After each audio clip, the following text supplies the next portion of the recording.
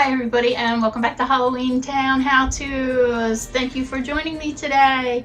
I will be talking about and setting up from Spirit of Halloween their Tombstone Rocker. I picked this up in store. It was $29.99 and here it is. I did have to put together these two parts. When you do put this together, you have to make sure that these screw dials are in the back because the sensor is in the front and it'll trip it constantly. So you want the flat non-screw side on the side of the sensor. This is pretty weighty here.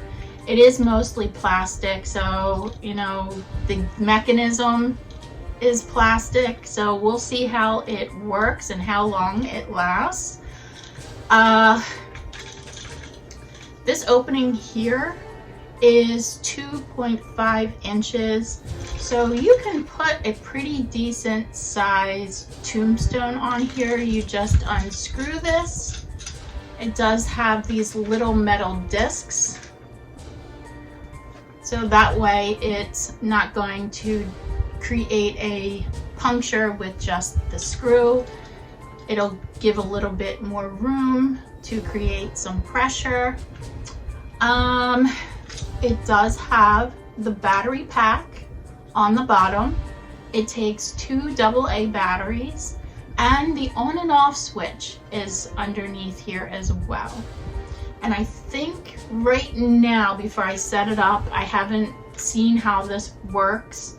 My first thought was, they should have done some sort of rubberized on and off switch on the back. So if you, I like turning my stuff off every night so I don't run out of batteries, because my haunts start October 1st. It's full-on month of battery operated stuff. So usually I go through at least changing the batteries out once mid haunt. And I do turn everything off at night. So this is just another thing. And I guess what I'm trying to say is remote, maybe make it a little bit more user-friendly. And one less thing, plus with the tombstone on it, now I have to flip it over, and if you have a really big tombstone on this, you're not going to want to turn this on and off, because you're not going to want to take it off. You don't, what if it snaps and breaks? I'm just talking out loud, people. These are the types of things that I think about when I'm looking at this product right now. But I guess we'll just have to wait and see. So with that, let's take this outside and set it up and see how awesome this is going to be this year.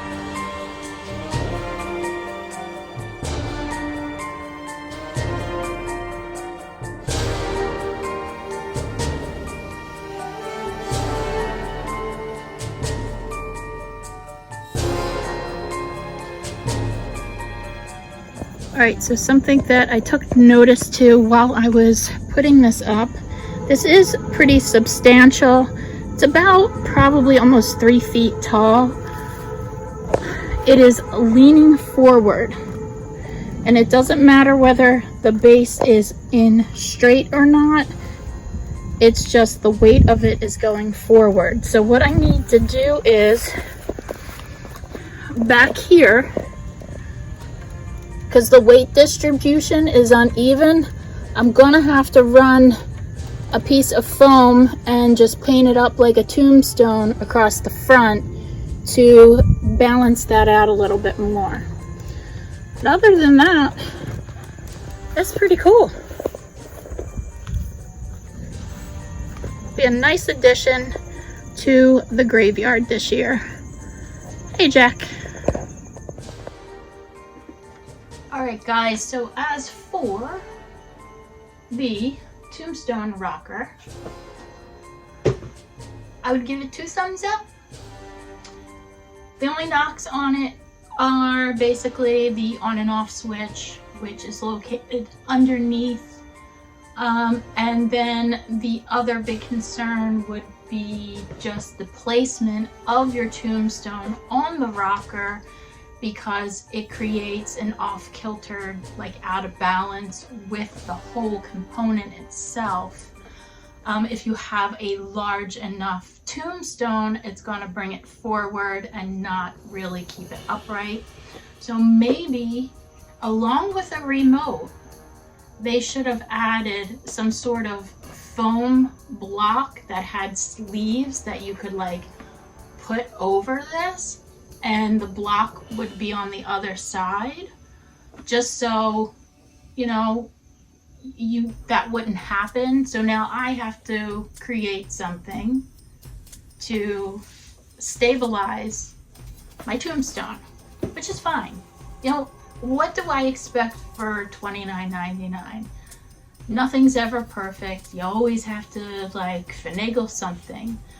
So it's definitely worth it, and I can't wait to put it out in the yard this year. It did have great movement.